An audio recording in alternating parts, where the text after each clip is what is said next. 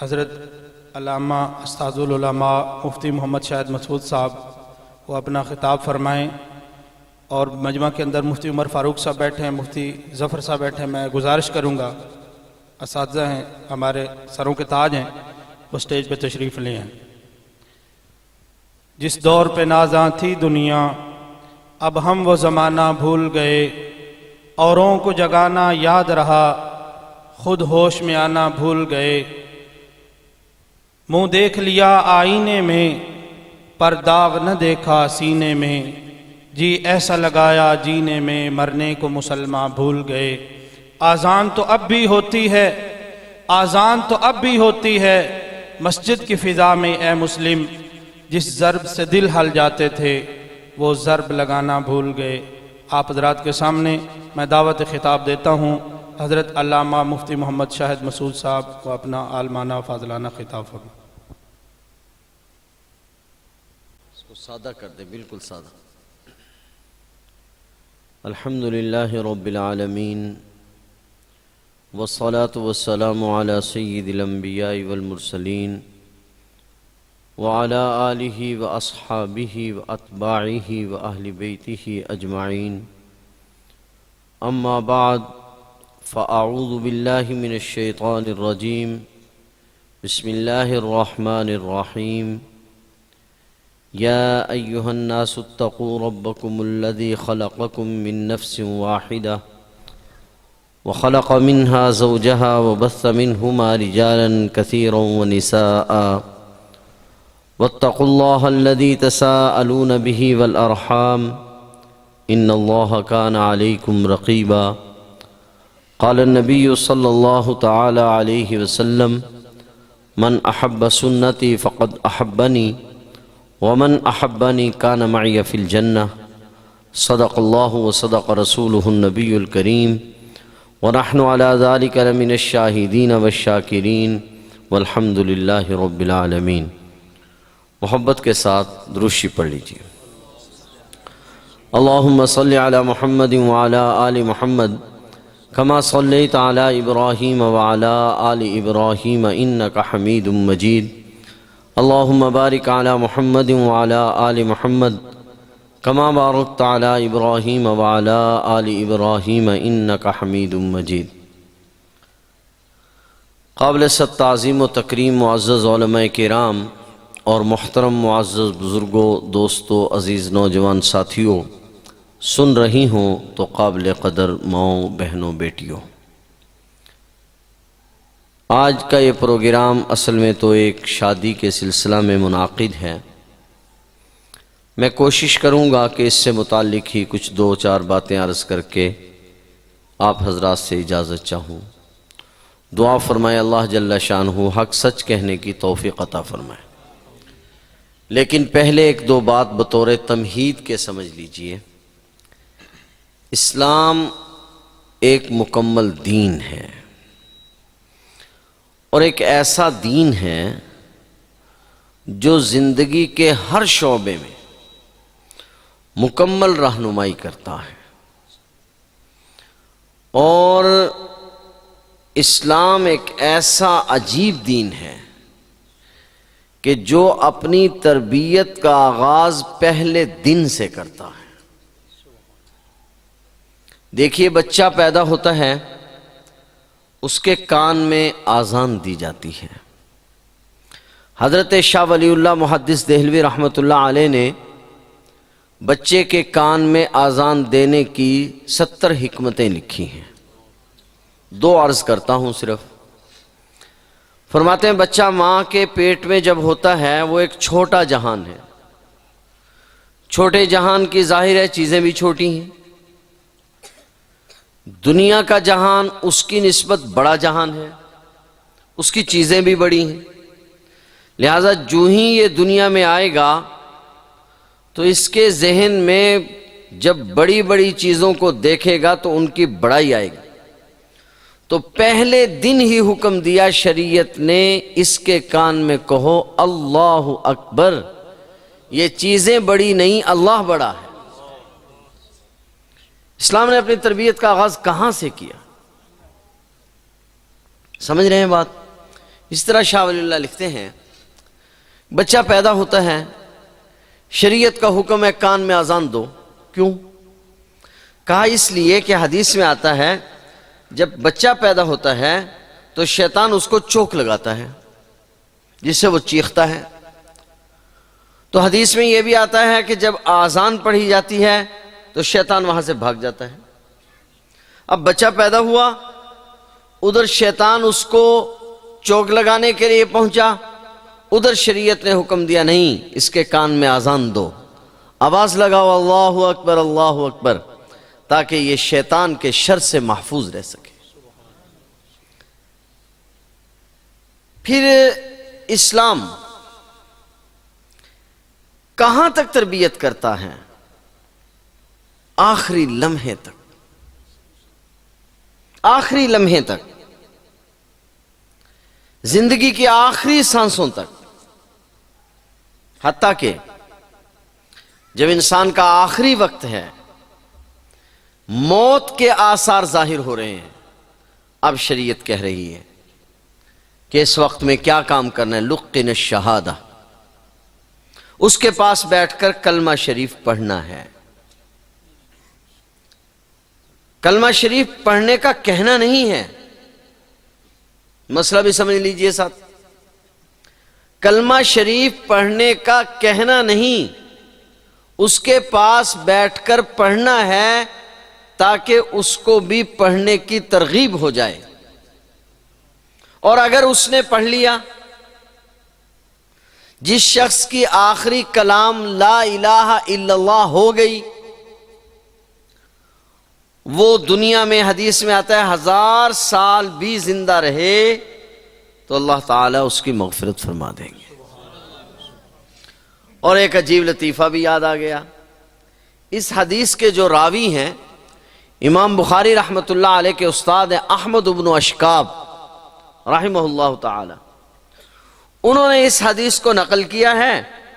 اور عجیب بات یہ ہے کہ جب وہ اس حدیث کو نقل کر رہے تھے اور کہہ رہے تھے کہ جس شخص کا آخری کلام ہو لا الہ الا اللہ تو فقط دخل الجنہ، بس یہ الفاظ ان کی زبان پر تھے.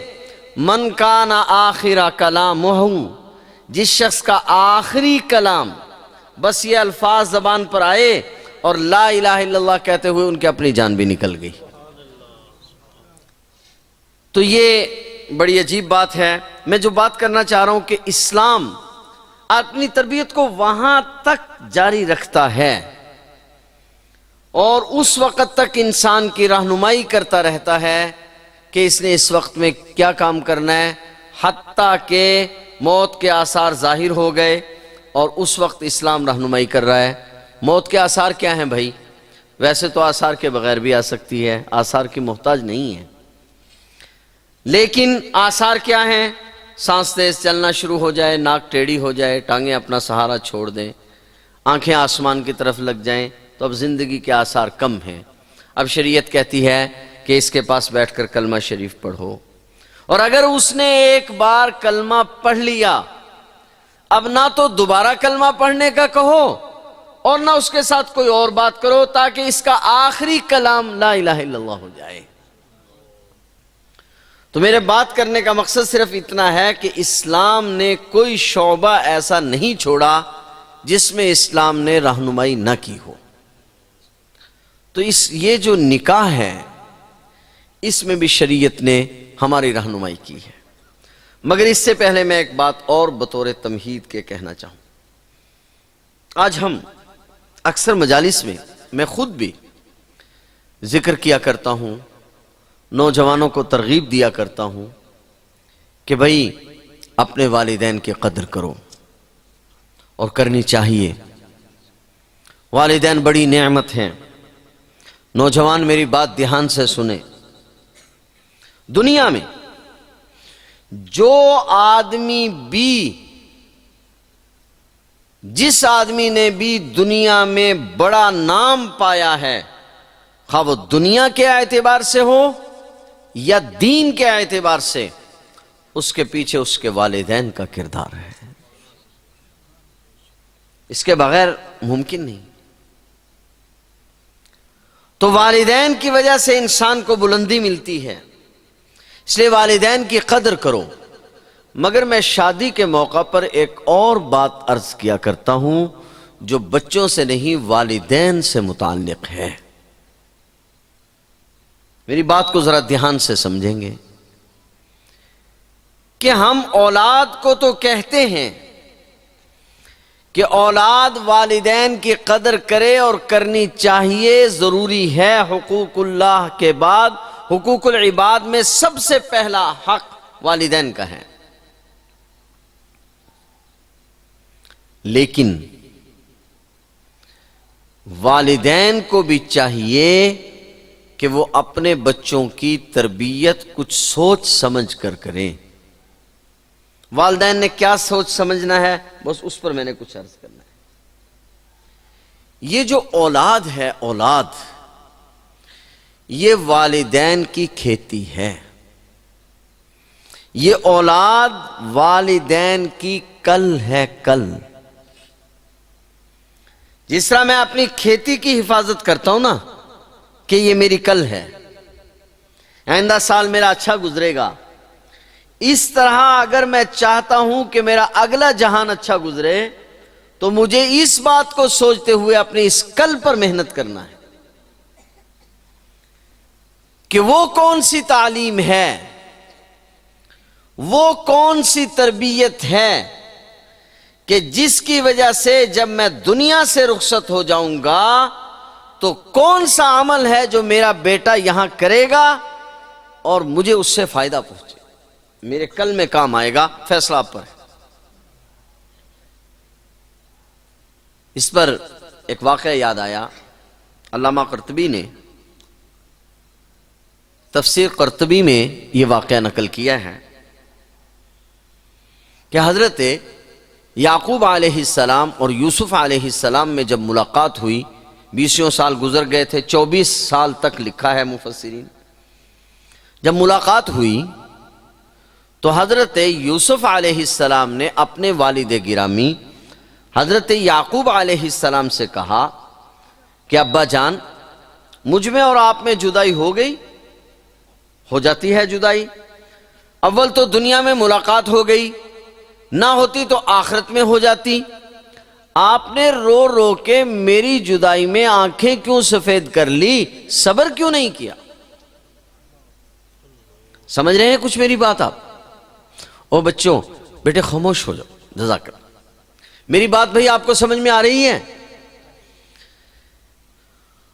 تو کہا کہ آپ روئے کیوں، آپ نے صبر کیوں نہیں کیا؟ صبر کرتے، دنیا میں ملاقات ہو گئی، نہ بھی ہوتی تو آخرت میں ہو جاتی، اب تو اللہ کے نبی ہیں۔ یعقوب علیہ السلام نے جو جواب دیا وہ بہت عجیب ہے۔ یعقوب علیہ السلام نے فرمایا کہ میں تمہاری جدائی میں تو نہیں رویا۔ پھر سوال یہ ہے کہ آپ کس میں روئے؟ کہا کہ مجھے تو یہ فکر لگ گئی کہ میرا بچہ مجھ سے جدا ہو گیا، کہیں برے لوگوں کا ہم نشیں نہ ہو جائے۔ میرا جو سارے کا سارا رونا تھا وہ اس وجہ سے تھا کہ میرا بیٹا کہیں برے لوگوں کا ہم نشیں نہ ہو جائے۔ اور پھر اس پر بس نہیں کی، بلکہ اگلا جملہ بڑا عجیب ہے۔ کہا بیٹا، اگر تم برے لوگوں کے ہم نشیں ہو جاتے تو اپنے والد یعقوب علیہ السلام کا چہرہ دیکھنا تمہیں کبھی نصیب نہ ہوتا۔ اور ایک روایت میں یہ الفاظ ہیں، کہا کہ بیٹا اگر تم برے لوگوں کے ہم نشیں ہو جاتے تو پھر میری اولاد سے نبوت رخصت ہو جاتی۔ تو میں اگلے دن بھی ڈاکٹر لیاقت کی والدہ فوت ہوئی، ایم پی ہیں ہمارے شہر کے، ان کی والدہ کے اس پر بھی میں نے عرض کیا کہ آج تعلیم بڑھ رہی ہے، ناراض نہ ہونا، تعلیم بڑھ رہی ہے اور تربیت کا بیڑا غرق ہو رہا ہے۔ جب بچے کی تربیت کا وقت ہوتا ہے اس وقت ہم تربیت نہیں کرتے، ناراض نہ ہونا، اور جب تربیت کا وقت گزر جاتا ہے پھر اس وقت ہم کہتے ہیں حضرت کوئی تعویذ دے دیجئے، کوئی بچہ تھوڑا آوارہ ہو گیا ہے، بات نہیں سنتا، اور اب وقت تعویذ لینے کا نہیں ہے، وقت آگے گزر چکا ہے۔ تو محسوس نہ فرمانا، میں جو بات عرض کرنا چاہ رہا ہوں یہ میرا اور آپ کا سب کا مسئلہ ہے کہ ہمیں اس موقع پر یہ بھی دیکھنا ہے کہ ہم نے اپنی کل کیسی تیار کی ہے، میرے بیٹے کا اخلاق کیسا ہے، کردار کیسا ہے۔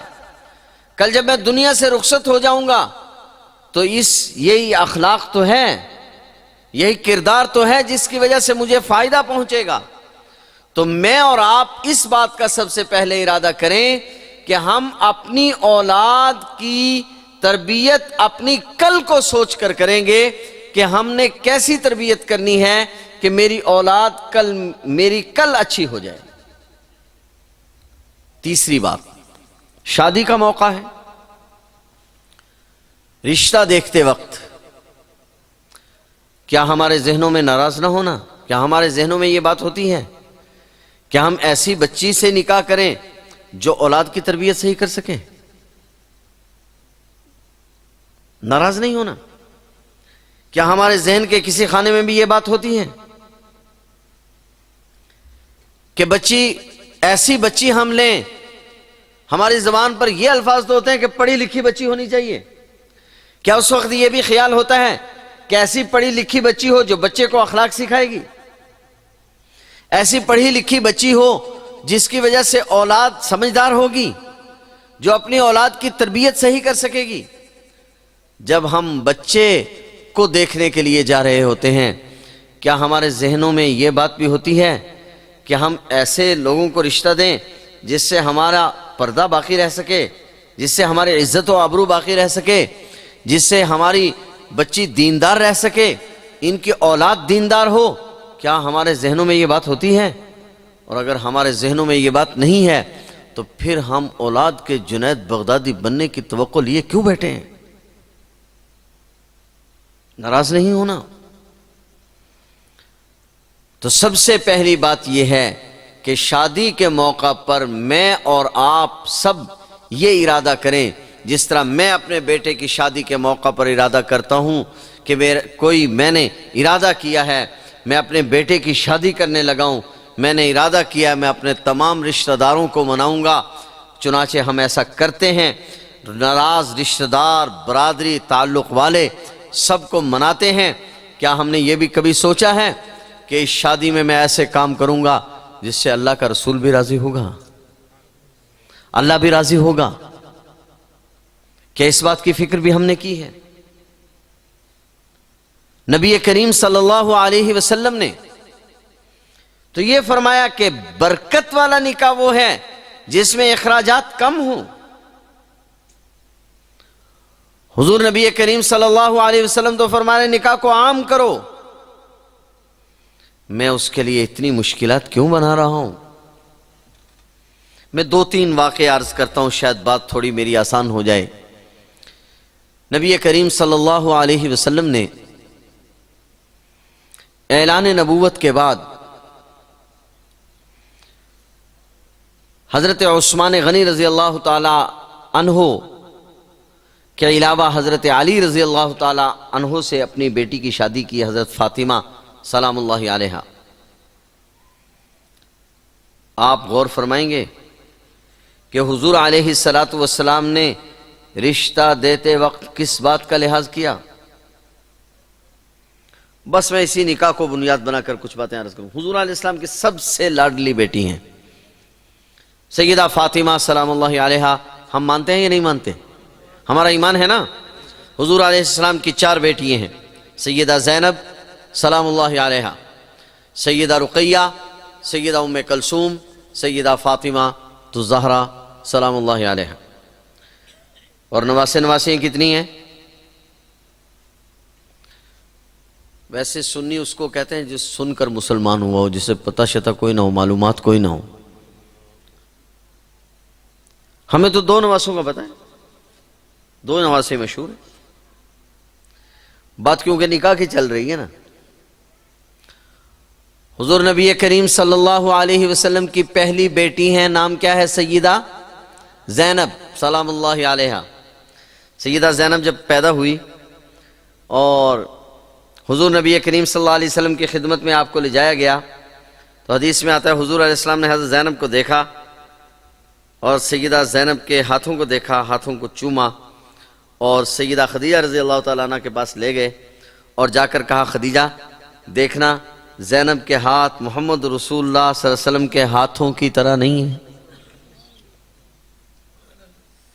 حضور علیہ السلام نے بیٹی سے محبت کر کے بتلایا۔ حضور علیہ السلام کے ہاں 4 بیٹیاں پیدا ہوئی، غور فرمائیے۔ پہلی بیٹی ہے سیدہ زینب، نکاح کس سے ہوا؟ ابو العاص رضی اللہ تعالیٰ عنہ سے، بعد میں رضی اللہ تعالیٰ عنہ بنے۔ ان سے 2 بچے پیدا ہوئے، علی بن ابو العاص اور امامہ بنت ابی العاص۔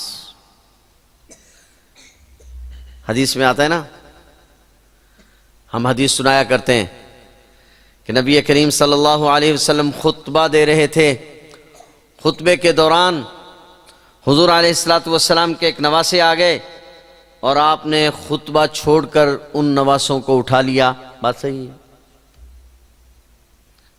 لیکن کوئی یہ بھی بتلائے گا وہ کون خوش نصیب ہے جس کو گود میں اٹھا کر نبی کریم صلی اللہ علیہ وسلم تہجد کی نماز پڑھا کرتے تھے۔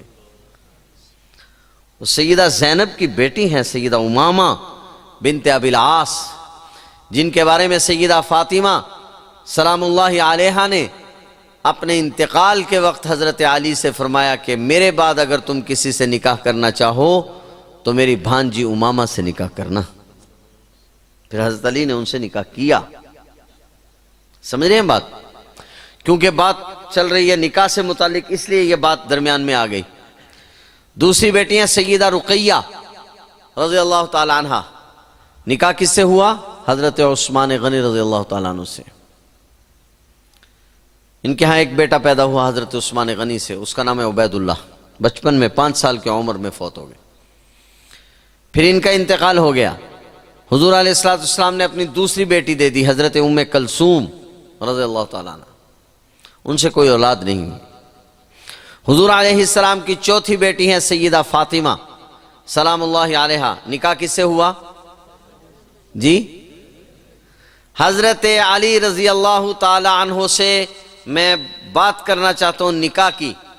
حضرت ہمارے ہاں نکاح کرتے وقت سب سے اہم چیز مالی پوزیشن ہوتی ہے۔ خاندان کیسا ہے، مالی پوزیشن کیا ہے، ہمارے معیار کے ہیں یا نہیں ہیں؟ ذرا غور فرمائیے مالی پوزیشن پر۔ جس دن سیدہ فاطمہ کا حضرت علی رضی اللہ تعالی عنہ سے نکاح ہوا، اس وقت حضرت علی رضی اللہ تعالی عنہ کے پاس حق مہر کے پیسے دینے کے لیے رقم بھی موجود نہیں تھی۔ سیدہ طیبہ طاہرہ سیدہ فاطمہ سلام اللہ علیہا کی جس دن رخصتی ہوئی، حضرت علی رضی اللہ تعالیٰ عنہ کے پاس مکان بھی نہیں تھا اور سیدہ عائشہ نے اپنے 2 کمروں میں سے ایک کمرہ حضرت علی رضی اللہ تعالیٰ عنہ کو دیا۔ سمجھ رہے ہیں بات؟ پھر ایک وقت آیا جب نبی کریم صلی اللہ علیہ وسلم کے پاس کچھ فراغت گئی، کچھ لوگ آنا جانا شروع ہو گئے۔ اس وقت سیدہ فاطمہ حاضر ہوئی، اس وقت بات نہ کر سکی، پھر حضور علیہ السلام تشریف لے گئے۔ کیسے آئی تھی بیٹے؟ 2 باتیں کی، غور سے میری بات سمجھیں گے۔ میں یہ کوئی قصہ نہیں سنا رہا، ایک مقصد ہے۔ 2 باتیں عرض کی، ابا جان چکی چلا چلا کے میرے ہاتھ میں چھالے پڑ گئے۔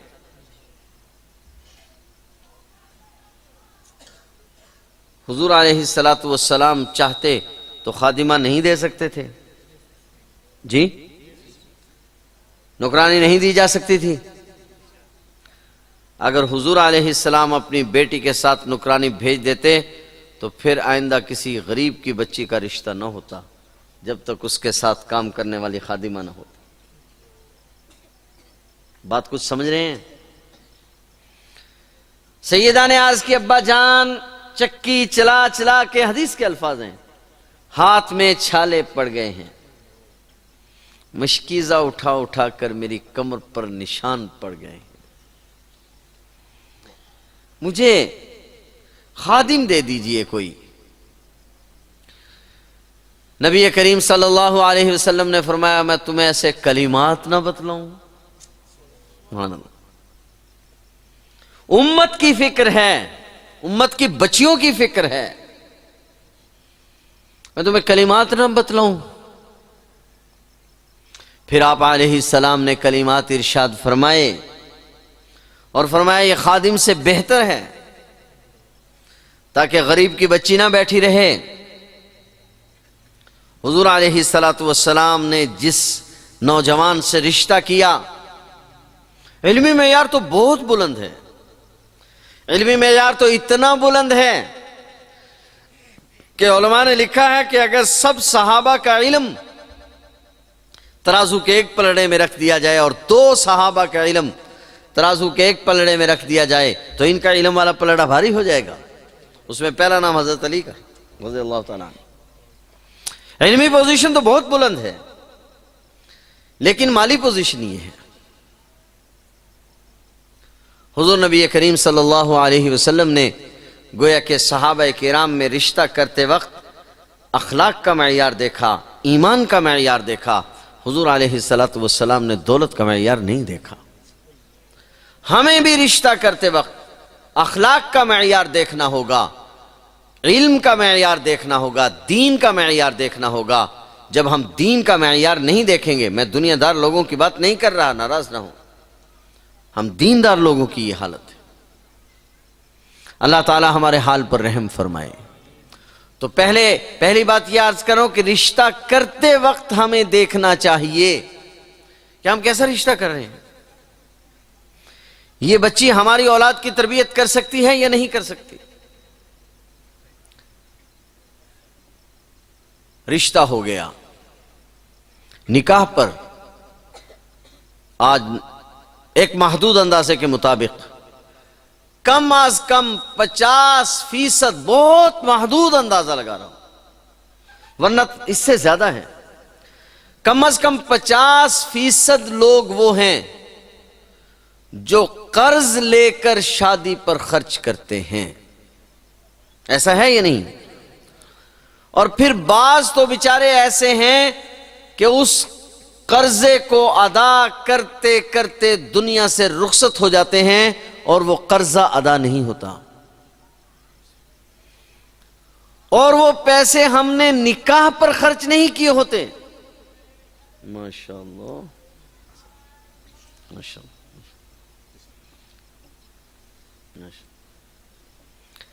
وہ ہم نے نکاح پر خرچ نہیں کیے ہوتے، وہ ہم نے ان ناجائز رسومات پر خرچ کیے ہوتے ہیں جو ہم نے اپنے ناک کے بچانے کے لیے کی ہوتی۔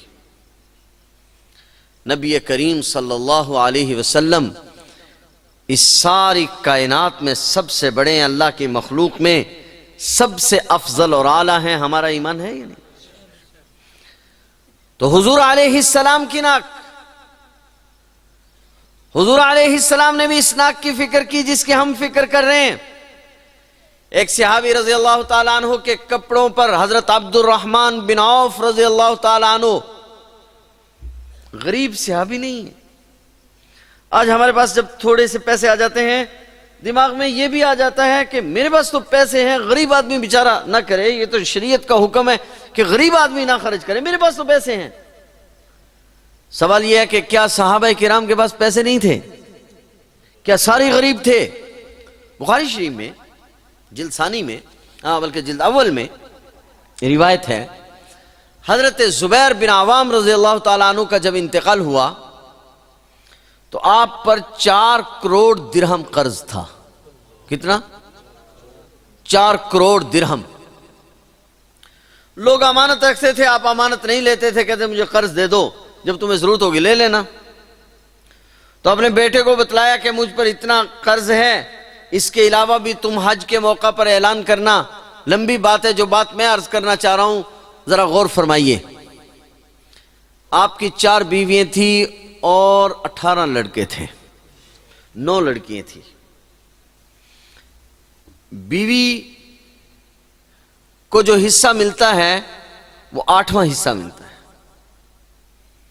آپ کے کل وارث جو تھے وراثت میں وہ 50 لوگ تھے، 50 لوگ آپ کے ورثہ میں۔ ایک ایک بیوی کو وراثت میں 12 کروڑ ملے تھے قرضہ دینے کے بعد۔ تو غریب تھے صحابہ کرام؟ سارے صحابہ کرام غریب تھوڑے ہی تھے، بڑے بڑے مالدار صحابہ کرام تھے، کوئی سبھی لوگ غریب نہیں تھے۔ مگر صورتحال کیا ہے کہ نبی کریم صلی اللہ علیہ وسلم نے عبد الرحمن بن عوف رضی اللہ تعالیٰ عنہ، بہت بڑے مالدار صحابی ہیں، ان کے کپڑوں پر زعفران کے نشان دیکھے، فرمایا اولم، پوچھا عبد الرحمن یہ نشان کیسے؟ کہا یا رسول اللہ صلی اللہ علیہ وسلم میں نے شادی کر لی۔ ناراض نہیں ہوئے، یار تو چنگا بندہ، میں نے سدے ہی نہیں، آج تو بعد میں نہیں آنا۔ حضور علیہ السلام کو نہیں بلایا، نکاح ہو گیا۔ فرمایا اولم لو بشاتن، ولیمہ کرو اگرچہ بکری کا بچہ ہی کیوں نہ ہو۔ حضرت عبد الرحمن بن عوف نے ولیمہ فرمایا۔ ایک دن صحابہ کرام کو بھی اطلاع مل گئی کہ حضور نے ایک اور نکاح کر دیا۔ پوچھا یا رسول اللہ صلی اللہ علیہ وسلم آپ نے نکاح کیا ہے، ولیمہ کھلاؤ۔ حضور علیہ السلام نے فرمایا شام کو ولیمہ ہے، مگر اس کا طریقہ یہ ہے کہ ہر آدمی کھانا اپنے گھر سے لے کر آئے۔ چنانچہ جس آدمی کے پاس 1 آدمی کا کھانا تھا وہ 1 آدمی کا لے کر آ گیا، جس کے پاس 2 آدمیوں کا کھانا تھا وہ 2 آدمیوں کا لے کر آ گیا، کسی کی ناک نہیں کٹی۔ آج میری اور آپ کی ناک کا بڑا مسئلہ ہے۔ غریب آدمی اس ناک کو بچاتے بچاتے، فوتگی ہو تب ناک کا مسئلہ، شادی ہو تب ناک کا مسئلہ، ہماری ناک ہی نہیں سنبھلتی اور ساری زندگی اس میں گزر جاتی ہے اور قرض میں ہماری جان نکل جاتی ہے۔ اور ادھر حدیث میں یہ آ رہا ہے کہ میت پر سب سے مشکل رات پہلی رات ہوتی ہے۔ ایک آدمی اس کے سارا حساب کتاب ہو جاتا ہے، مگر قرض کی وجہ سے اس کو جنت کے دروازے پر حدیث میں آتا روک لیا جاتا ہے۔ اور بعض لوگ تو پھر اس کی وجہ سے بینکوں سے قرض لیتے ہیں۔ تو میں عرض کر رہا تھا نبی کریم صلی اللہ علیہ وسلم نے خود بھی نکاح فرمائے، اپنی بیٹیوں کے بھی نکاح کیے، مگر نکاح میں جو معیار تھا وہ کیا تھا؟ وہ دین تھا۔ اور ہمارے ہاں ویسے بعض موقعوں پر ہمیں بھی شریعت یاد ہوتی ہے، ایسی بات نہیں ہے۔ کس وقت؟ جب نکاح کا حق مہر دینے کا وقت آئے۔ ناراض نہیں ہونا، ہم کیونکہ روز نکاح پڑھاتے رہتے ہیں، ہمیں پتہ ہے، ہمیں بھی شریعت بہت یاد ہوتی ہے۔ اور اگر مجھے بزرگ معاف کریں تو یہ جو بابے نا مہاجرین کے، ان کو ذرا زیادہ یاد ہے۔ میں خود بھی مہاجر ہوں، ناراض نہیں ہونا، ان کو شریعت ذرا زیادہ یاد ہوتی ہے حق مہر کے وقت میں کہ جی شرع محمدی، کیا مطلب ہے شرع محمدی کا؟ جی شرع محمدی کے 2 مفہوم ہیں۔ ایک مطلب یہ ہے کہ نبی کریم صلی اللہ علیہ وسلم نے جو مقرر کیا ہو وہ شرع محمدی کہلائے گا۔ حضور علیہ السلام نے 2 قسم کے نکاح ہیں، ایک وہ جو آپ کے اپنے نکاح ہیں، ایک وہ جو بیٹیوں کے نکاح ہیں۔ جو بیٹیوں کے نکاح ہیں ان میں جو آپ نے کم سے کم حق مہر مقرر کیا ہے وہ 155 تولہ چاندی ہے۔ کتنی؟ جو آپ نے کم از کم حق مہر مقرر کیا ہے وہ 155 تولہ چاندی ہے۔ اور جو آپ نے سب سے زیادہ حق مہر مقرر کیا ہے وہ 4000 دینار ہے، جو 158 تولہ سونا ہے، یہ ہے شرح محمدی۔ جب میں نکاح پڑھانے لگا، حضرت جو شرح محمدی ہو وہ حق مہر مقرر کریں۔ میں نے کہا شرح محمدی میں تو حضور علیہ السلام کا حق مہر آتا ہے، وہ تو تقریباً 150 تولہ سونا بنتا ہے، اب جیسے آپ کی مرضی ہو۔ نہیں جی، وہ ہم تو سنا کرتے تھے 32 روپے۔ اب اس وقت ہمیں شرح محمدی یاد آئی کہ جو ہندوستان میں حساب لگایا تھا بڑوں نے کہ کم از کم 10 درہم کا جو نصاب تھا، وہ اب ہم شرح محمدی سمجھتے ہیں۔ بھئی شرح محمدی یہ ہے کہ 150 تولہ چاندی کم از کم جو حق مہر حضور علیہ السلام نے مقرر فرمایا ہے، ہمارے اکابرین کی تحقیق کے مطابق وہ کم از کم 150 تولہ چاندی ہے۔ اچھا، اب جناب اب مسئلہ گڑبڑ ہو جائے گا۔ جس وقت آپ بارات آئی تھی اور اس وقت جب آپ میرج ہال کے دروازے پر آپ لاکھوں روپے کی آتش بازی کر رہے تھے، اس وقت بھی آپ کو شرح محمدی یاد تھی یا نہیں؟ ناراض نہ ہونا، ہم سب اس معاشرے کا حصہ ہیں، میں کوئی باہر سے نہیں آیا ہوا، ہم بھی آپ میں سے ہیں، ہمارے ساتھ بھی روز کا یہی معاملہ ہے۔ تو اس وقت تو مجھے شرح محمدی یاد نہ آئی، جب نماز قضا ہو رہی تھی، لوگوں کی نماز جا رہی تھی، اس وقت مجھے خیال نہیں تھا کہ میں جلدی سے اندر چلا جاؤں، اور لوگوں کی نماز قضا ہو رہی ہے، اور شادی پر 200-400 آدمیوں کی نماز قضا ہونا ہے تو معمولی بات ہے۔ وقت کا ہمیں جو پاس ہوتا ہے ساری دنیا کو معلوم۔ اللہ تعالی ہمارے حال پر رحم فرمائے۔ اسلام نے صرف نماز پڑھنا نہیں سکھایا، ناراض نہ ہونا، اسلام مکمل دین ہے۔ یاد رکھنا، میری بات دل کی تختی پر لکھ لیں، علماء نے لکھا ہے کہ 3 حصے دین معاملات کا نام ہے، ایک حصہ دین عبادت ہے۔ 3 حصے معاملات ہیں۔ اگر میں نمازی بھی 5 وقت کہوں، میں نے حج بھی کر رکھے ہیں، میں جماعت میں بھی وقت لگاتا ہوں، میں میلاد شریف بھی کراتا ہوں، میں سارے کام دین کے کر رہا ہوں، مگر بہن کو وراثت نہیں دے رہا۔ اور جب بہن کی وراثت کی باری آتی ہے تو میں اس وقت یہ کہہ دیتا ہوں کہ میں نے تو شادی کے موقع پر خرچ کر دیا تھا۔